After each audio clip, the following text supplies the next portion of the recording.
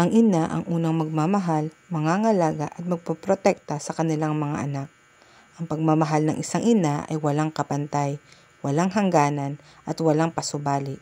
Upang maitatag ang tiwala at isang matatag na pundasyon ng emosyonal na pagpapalagay loob sa buhay ng isang anak. Ang pangangalaga niya sa kanyang supling sa anumang pangangailangan para sa kalusugan at kapakanan ay patuloy niyang gagawin habang nabubuhay. Ang kanyang pagpoprotekta sa kanyang anak ay sukdulan sa paraan na ang kanyang katawan ang ipangaharang maingatan lang niya ang kanyang kayamanan at biyaya galing sa taas. Ngunit sa kwento natin ngayon, tila hindi isang ina si Jillian sa kanyang mga anak na sina Ryan at Scott. Tunghayan natin ang makadurog pusong sinapit ng magkapatid sa kamay ng kanilang sariling ina at amain. Bago tayo magpatuloy sa aking kwento, paki-subscribe ng aking channel, pindutin ang bell button, piliin ang all para updated kayo sa lahat ng videos na i-upload ko. At huwag nyo ring kalimutang i-like at i-share. Maaari rin kayong magpahatid ng inyong saloobin gamit ang comment section sa baba. Si Scott Jacob Macmillan o kilala sa tawag na Scotty ay isinilang noong January 26, 2011 sa United States. Siya ang nakababatang kapatid ni Ryan Macmillan, 6 years old. Ang kanilang mga magulang ay sina Lauren Macmillan at Jillian Tate, 33 years old. At silang magkapatid ay nasa pangangalaga ng kanilang inang si Jillian. Silang mag-iina ay tahimik na namumuhay na magkakasama. Ngunit na bago ang lahat ng nagkakilala sina Jillian at Gary Lee Feilenbaum III, 25 years old. Pareho sina Jillian at Gary nagtatrabaho sa isang Walmart at nagkaroon sila ng relasyon at nagsama na agad sa iisang bubong.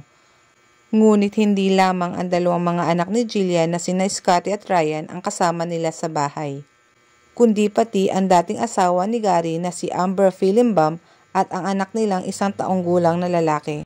At silang 6 ay nakatira sa isang mobile home sa labas lamang ng Coatesville, Philadelphia. Ang akalang masaya at buong pamilya ay tila isang masamang pangyayari para sa magkapatid na Macmillan, sapagkat nakaranas sila ng pang-aabuso lalo na ang 3 taong gulang na si Scott sa kamay ng kanilang sariling ina na si Jillian at sa amain na si Gary. Madalas pinapalo ng kahoy at sinturon ni Jillian at Gary si Scott. Tinutusok ng mapurol at matulis na kung ano-anong bagay. Hinahagupit at itinatali sa isang upuan gamit ang isang electrical tape. Ang ulo ni Scott ay inihampas sa dingding na nagsanhi ng pagkabasag ng bungo nito. Si Scott rin ay binibitin patiwarik habang binubugbog, at ang pagbubugbog ay ginagamitan ng kahoy, sinturon, latigo, isang kortina, kawali at aluminum. Isang umaga, tumangging kumain ng almusal si Scott, kaya si Scott ay sinuntok ni Gary mula sa kanyang upuan at pagkatapos ay itinali sa upuan upang mapanatili siyang tuwid para sa mas marami pang pangbubugbog. Inihagis din si Scott ni Gary sa isang pader na kung saan nabutas ang dingding. At ang pambubugbog ni Jillian at Gary kay Scott ay umabot ng 3 araw. Ngunit hindi lang doon natapos ang pang-aabuso kay Scott, kundi ginutom din nila si Scott ng ilang linggo. Madalas ni Jillian at Gary binubugbog si Scott, pati na rin ang 6 na taong gulang na si Ryan Macmillan. Palagian at parang libangan na ni Gary ang pagbiting patiwari kay Scott, at pagkatapos ay bububugin habang pinapanood ni Jillian, na kung saan minsan si Jillian naman ang gumagawa ng pagbitin. Habang sina Scott at Ryan ay sumisigaw sa takot at sakit, sina Jillian at Gary naman ay tuwang-tuwa sa kanilang ginagawa.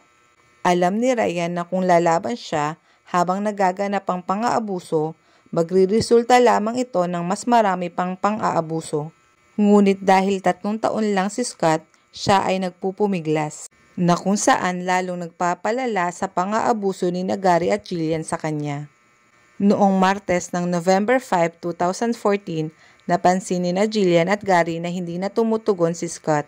Kaya inilagay ni Gary at Jillian si Scott sa isang kutsyon. At pagkatapos, sina Jillian at Gary ay lumabas para mamili sa mall at iniwang mag-isa si Scott. Umuwi sila na may dalang pizza, kumain, natulog at pagkatapos ay nagtalik. Nang maglaon, napagtanto nilang hindi pa rin tumutugon si Scott. Kaya sinigawan ni Jillian si Amber upang tumawag ng 911 para sa tulong. Dumating ang mga pulis at ang mga paramediko. Natagpuan nila ang wala ng buhay na katawan ni Scott McMillan. Siya ay kakikitaan ng mga pasa, sugat at may mga butas sa iba't ibang parte ng katawan. Kaya siya ay agad na sinugod sa ospital. At nakita ng mga doktor at nurse ang nakalulumong sinapit ng maliit na katawan ni Scott, na kahit mismo ang nurse na nag-asikaso kay Scott ay napaiyak dahil sa kalunos-lunos na itsura ni Scott. Sa kasamaang palad ay walang nagawa para kay Scott at siya ay idineklara ng patay bago pa man makarating sa ospital. Parehong inaresto sina Jillian at Gary at kinasuhan ng pagpatay kay Scott. At sila ay sinampahan din ng kasong matinding pambubugbog para kay Ryan McMillan. Iniulat ng opisina ng taga-usig na gusto nilang hatol sa kaso ay parusang kamatayan laban sa mag-asawa. Sa pagkamatay ni Scott, si Amber ay kinasuhan ng child endangerment dahil hinayaan lang niyang makita na binubugbog si Scott at hindi man lang nakuhang tulungan. Nang tanungin si Amber, inamin niyang nasaksihan niya ang pang-aabuso kay Scott ngunit wala siyang ginagawa tungkol dito. Sa korte, binasa ni First Assistant District Attorney Michael Noon ang liham na gawa ni Ryan McMillan para sa kanyang inang si Jillian Tate. Ang nilalaman ng liham: Mahal na ina, noong November 2014, ikaw, sina Gary at Amber ay nakulong sa isang bahay ng pagpapahirap. Ang pagpapahirap ay kayo, ang mga biktima ay ako at si Scotty. Napatay si Scotty, nabugbog ako. Ikaw ang pinakamasamang ina na nakilala ko. Tinitingnan mo lang kaming sinasaktan. Sana hindi mo na lang nakilala si Gary. Siya ang talagang masama. Muntik na niya akong patayin. Ikaw ang dahilan kung bakit napatay si Scotty. Akala ko dapat protektahan kami ng mga magulang. Ngayon ay nasa kulungan ka para sa iyong pagtigil. Ryan McMillan. Sa pagtatapos ng paglilitis, imbis na hatulan ng kamatayan si Jillian Tate, ibinaba ang hatol sa 42 hanggang 74 na taon lang na pagkakakulong sa bilangguan sapagkat siya ay tumistigo laban kay Gary. Sa kabilang panig, si Gary Fillenbaum III naman ay umamin na nagkasala ng pagpatay.